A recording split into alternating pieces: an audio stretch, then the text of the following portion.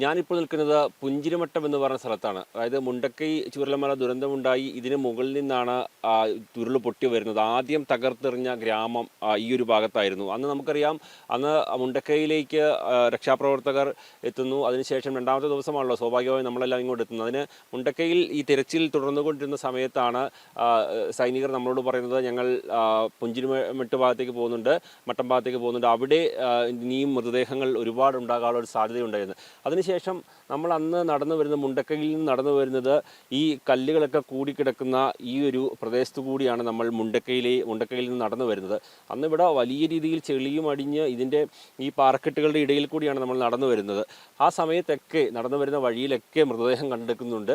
അത് അവിടെ നിന്ന് നീക്കം ചെയ്യുന്നുണ്ട് സൈനികർക്ക് ഒരു വിവരം ലഭിക്കുന്നത്. അത് ഫയർഫോഴ്സ് ഉദ്യോഗസ്ഥർ വഴിയാണ് ആ വിവരം ലഭിക്കുന്നത്. ഇതിൻ്റെ അപ്പുറത്തുള്ള എസ്റ്റേറ്റിൽ 2 എസ്റ്റേറ്റുകളിലായി 18 പേർ കുടുങ്ങിക്കിടപ്പുണ്ടായിരുന്നു. അതിൻ്റെ അകത്ത് വലിയ ഒരു ചെറിയ കുട്ടി അടക്കമുള്ളവരുണ്ട്, കൈക്കുഞ്ഞടക്കമുള്ളവർ ഉണ്ടായിരുന്നു. അങ്ങനെയാണ് പിന്നീട് സൈന്യം ഇവിടെ നിന്ന് അവരെ രക്ഷപ്പെടുത്താനായി ഈ ഒരു വഴി മുന്നോട്ട് പോകുന്നത്. ആ സമയത്താണ് നമ്മൾ സൈനികരോട് ചോദിക്കുന്നത്, ഞങ്ങൾ കൂടെ വരുന്നതിൽ എന്തെങ്കിലും പ്രശ്നമുണ്ടോ എന്നുള്ള കാര്യം. അപ്പോൾ അവർ പറയുന്നത്, റിസ്ക്കാണ്, നിങ്ങൾക്ക് വരാൻ കഴിയുമെങ്കിൽ വന്നുകൊള്ളൂ എന്നുള്ള അനുവാദം ലഭിച്ചതിന് ശേഷമാണ് നമ്മൾ അന്ന് അങ്ങോട്ട് പോകുന്നത്. ആ സമയത്ത് പിന്നീട് ഇപ്പോൾ ഞാൻ നടന്നു പോകുന്ന ഈ ഒരു പ്രദേശത്തിന് അപ്പുറത്ത് ഈ ആ പുഴ ഒഴുകി പോകുന്ന വഴി, അല്ലെങ്കിൽ ഉരുൾ പൊട്ടിപ്പോയ വഴി, ആ വഴി കടന്നു വേണമായിരുന്നു അന്ന് ആ എസ്റ്റേറ്റിലേക്ക് എത്താൻ. അന്ന് വലിയ ദുർഘടമായ പാതയാണ് ഇവിടെ ഉണ്ടായിരുന്നത്. അപ്പോൾ അന്ന് നമ്മൾ ഓർക്കുന്നുണ്ട്, സൈനിക ഉദ്യോഗസ്ഥരെല്ലാം ഇങ്ങനെ നടന്ന് ഇതിനിടയിൽ കൂടെ അങ്ങോട്ട് പോകുന്ന കൂട്ടത്തിൽ നമ്മൾ പോകുന്നുണ്ട്. ഇപ്പോൾ ആ ദൃശ്യങ്ങൾ നോക്കിയാൽ കാണാൻ കഴിയും. ഇപ്പോൾ അവിടെ താൽക്കാലികമായൊരു പാലം നിർമ്മിച്ചിട്ടുണ്ട്. ആ പാലം എന്ന് പറയുന്നത് ഇപ്പോൾ തോട്ടം തൊഴിലാളികളെല്ലാം അവിടെ ജോലി ചെയ്യുന്നുണ്ട് തോട്ടത്തിലേക്ക്. അവർക്ക് പോകാനായിട്ട് ഇപ്പോൾ ഒരു പാലം നിർമ്മിച്ചിട്ടുണ്ട്. അവർ ഇവിടെ നിന്ന് നടന്നു പോകുന്നത് നമുക്ക് ദൃശ്യങ്ങൾ കാണാൻ കഴിയും. താഴെ വലിയ തിരച്ചിൽ നടക്കുന്നുണ്ടായിരുന്നു. നമ്മളന്ന് അവരുടെ കൂട്ടത്തിൽ ഇങ്ങനെ എത്തുന്ന സമയത്താണ് ഈ ഭാഗത്തു നിന്നൊക്കെ അന്ന് മൃതദേഹം കിട്ടുന്നുണ്ട് കേട്ടോ. ഇപ്പോൾ ദൃശ്യങ്ങൾ കാണുന്ന ഈ ഒരു പ്രദേശത്ത് നിന്ന് അന്ന് ഇവിടെ നിന്നടക്കം മൃതദേഹങ്ങൾ കിട്ടുന്നുണ്ട്. ആ മൃതദേഹങ്ങൾ മാറ്റിയതിന് ശേഷം ആ മൃതദേഹങ്ങൾ മാറ്റിക്കൊണ്ടിരിക്കുന്ന സമയത്താണ് അങ്ങനെ ഒരു വിവരം ലഭിക്കുന്നത്. അങ്ങനെ പിന്നീട് സൈന്യം ഒരു വലിയ ഒരു ഓട്ടമായിരുന്നു സൈന്യവും അതുപോലെ തന്നെ ഫയർഫോഴ്സിൻ്റെ ഉദ്യോഗസ്ഥരും ചേർന്ന് നടത്തിയത് എന്ന് നമുക്ക് പറയാൻ കഴിയും. അവർ വലിയ വേഗതയിൽ പിന്നീട് സഞ്ചരിക്കുകയായിരുന്നു. അവിടെ കുടുങ്ങിക്കിടക്കുന്നവർക്ക് ഭക്ഷണമുണ്ടോ എന്നറിയില്ല. അങ്ങനെ വലിയ ആശങ്ക നമ്മുടെ രക്ഷാദൗത്യ സംഘത്തിനുണ്ടായിരുന്നു. അങ്ങനെ ഇവിടെ നിന്ന് ഈ വഴി നമ്മൾ ഇങ്ങനെ ഇറങ്ങിപ്പോവുകയാണ്. ഞാൻ അന്ന് ഓർക്കുന്നുണ്ട്, നമ്മുടെ ക്യാമറാമാൻ എന്ന അരുണായിരുന്നു, നമ്മുടെ ഡ്രൈവർ ഗോകുലൊപ്പം ഉണ്ടായിരുന്നു. അന്ന് ഞങ്ങൾ ഇങ്ങനെ ഇറങ്ങിപ്പോകുമ്പോൾ ഈ ചെളി മൂടിക്കിടക്കുന്ന പ്രദേശമാണ് കേട്ടോ ഇവിടെ എല്ലാം. അന്ന് അങ്ങനെ നമ്മൾ ഈ വഴി സൈന്യത്തിനൊപ്പം പോകുന്നു.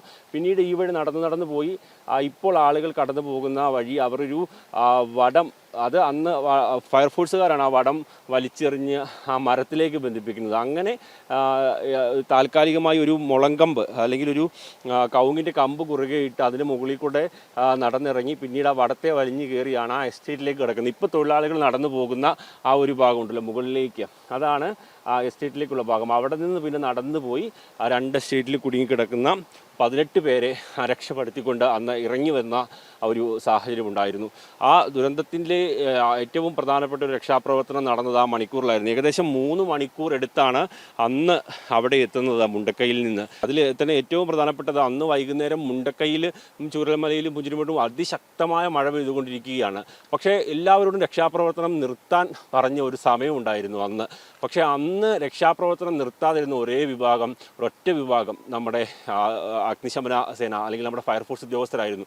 ഞാൻ ഓർക്കുന്നുണ്ട്, ഒരു 12 പേരടങ്ങുന്ന സംഘം ആ സമയത്ത് കൊടും മഴയത്ത് ഈ തകർന്നു കിടക്കുന്ന വീട്ടിൽ പരിശോധന നടത്തി ഒരു മൃതദേഹവുമായാണ് അവരന്ന് പുറത്തേക്ക് വരുന്നത്. അന്ന് ആ വിഷ്വല് സജയ്, നമുക്ക് ഇങ്ങോട്ട് എത്താൻ പറ്റില്ല, സജയ് എന്നത് ഹെലിക്യാമിൽ പകർത്തിയത് ഞാൻ ഓർക്കുന്നുണ്ട്.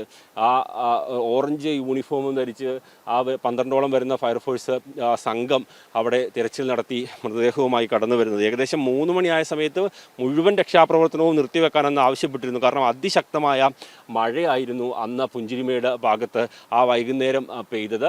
പക്ഷേ ആ ആ സമയത്തും നമ്മളുടെ ഫയർഫോഴ്സ് ഉദ്യോഗസ്ഥർ നടത്തിയിരുന്നൊരു ശ്രമം അന്ന് തന്നെ നമ്മളത് പ്രേക്ഷകരിലേക്ക് എത്തിച്ചതാണ്.